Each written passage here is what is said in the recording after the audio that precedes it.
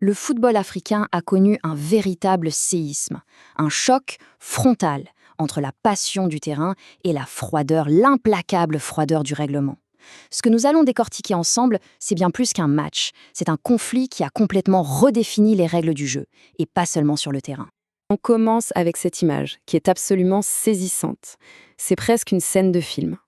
Et ça pose immédiatement la question, mais comment a-t-on pu en arriver là? Qu'est-ce qui peut bien pousser tout un pays à mettre le plus grand trophée du continent sous protection militaire? Pour comprendre, il faut revenir au point de départ, à l'origine de tout ce chaos. On est le 18 janvier 2026, en pleine finale de la Coupe d'Afrique des Nations. Un match au sommet, attendu par des millions de personnes. Sénégal contre Maroc. Alors, voici la séquence précise des faits. Un pénalty est sifflé contre le Sénégal. En signe de protestation, l'équipe prend une décision radicale. Elle quitte le terrain. Le jeu est arrêté. Pendant 14 minutes, le temps est comme suspendu. Finalement, les joueurs reviennent et le match se termine. Mais le geste, lui, a été posé. Et il va tout changer. Et c'est là qu'on arrive à la question clé. À quel moment un acte de protestation, aussi légitime qu'il puisse paraître sur le coup de l'émotion, devient une faute au regard de la loi? C'est ce qui nous fait basculer du drame sportif au pur droit institutionnel. On passe donc à la phase suivante, la réponse des instances. La Confédération africaine de football, la CAF, est saisie de l'affaire.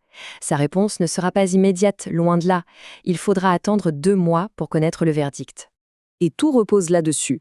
Le recours du Maroc n'était pas une plainte sur l'arbitrage, mais une démarche juridique basée sur des articles très précis du règlement. L'article 82 est sans équivoque. Quitter le terrain, c'est déclarer forfait.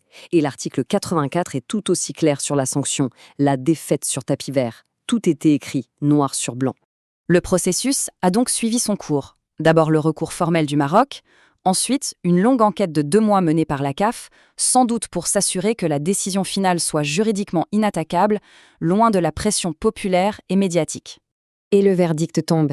Il est brutal, officiel. Le Maroc est déclaré champion de la CAN 2025.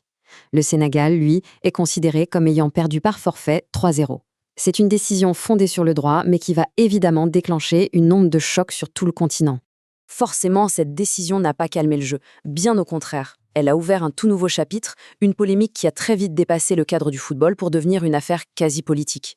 On voit bien ici la fracture. D'un côté, le Sénégal et ses soutiens crient à l'injustice, parlent d'une honte, d'un titre volé dans les bureaux.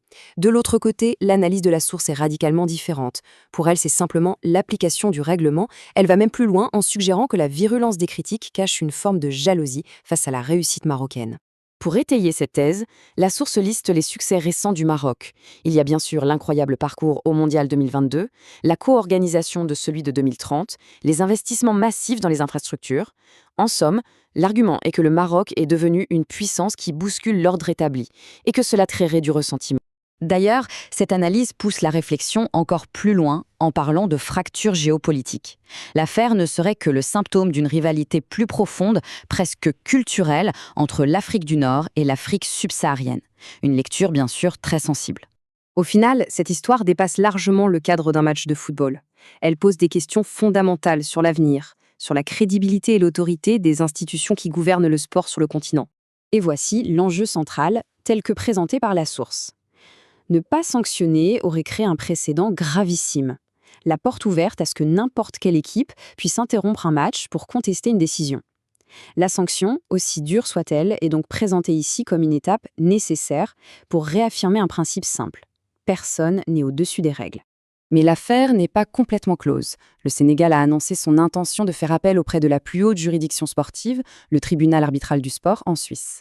Le dernier mot sur le plan juridique n'a donc pas encore été dit.